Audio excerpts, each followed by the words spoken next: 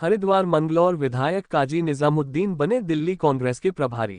मंगलौर के विधायक और कांग्रेस राष्ट्रीय सचिव काजी निजामुद्दीन को पार्टी ने बड़ी जिम्मेदारी देते हुए दिल्ली का प्रभारी नियुक्त किया है। आगामी विधानसभा चुनावों को ध्यान में रखते हुए ये नियुक्ति की गई है। कार्यकर्ताओं ने इस मौके पर काजी निजामुद्दीन का फूलमाला पहनाकर स्वागत किया।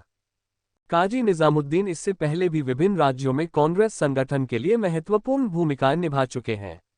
उनके अनुभव को देखते हुए कांग्रेस ने दिल्ली में उन्हें ये जिम्मेदारी सौंपी है। पार्टी अब दिल्ली में सत्ता वापसी की रणनीति के तहत सक्रिय रूप से काम कर रही है। मुझ में विश्वास जताया, मैं पार्टी का बहुत आभारी हूं। उसमें सोनिया गांधी जी, हमारे पार्टी के राष्ट्रीय अध्यक्ष मल्लिकार्जुन जी और प्रियंका गांधी जी, सभी का सहयोग रहा।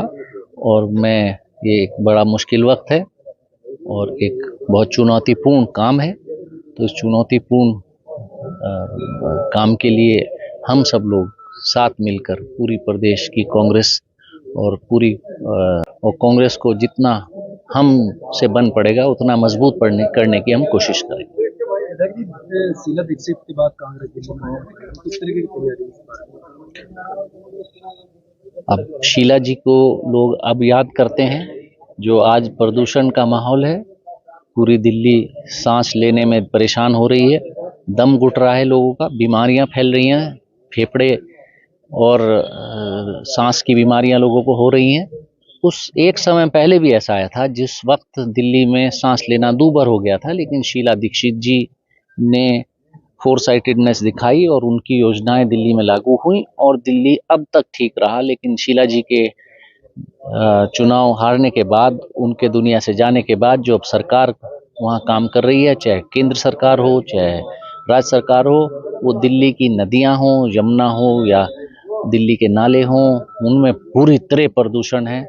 और हवा प्रदूषण ऐसा है जो दिल्ली का आज की तारीख में स्थिति ऐसी है कि लोग दिल्ली छोड़ने पर विचार करने लगे। तो शीला जी को तो लोग याद कर रहे हैं और हम कांग्रेस को फिर मजबूत करेंगे और कांग्रेस फिर शीला जी के मॉडल पर, पुराने मॉडल पर, जिस मॉडल पर दिल्ली उन्होंने छोड़ी थी उसी मॉडल पर लाने का प्रयास कांग्रेस पार्टी करेगी। केदारनाथ के बारे में क्या कहेंगे? जिस तरह से केदारनाथ में कहां पर अब उपचुनाव में आपने देखा कि कैसे एक दबाव की राजनीति के तहत मंगलौर में चुनाव हुआ।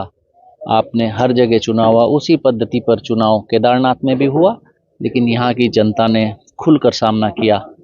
अब देखना पड़ेगा कि क्या कमियां रहीं। जो कमियां रहीं उनको हम दूर करेंगे और आने वाले वक्त में फिर मजबूती के साथ कांग्रेस चुनाव लड़ेगी। संभल में कल जो है, अब कानून के रखवाले अगर कानून तोड़ेंगे तो वो चलने वाली बात नहीं। जो कोई नहीं हो सकता, लेकिन नियमों को तोड़ने वालों के साथ भी कोई नहीं हो सकता।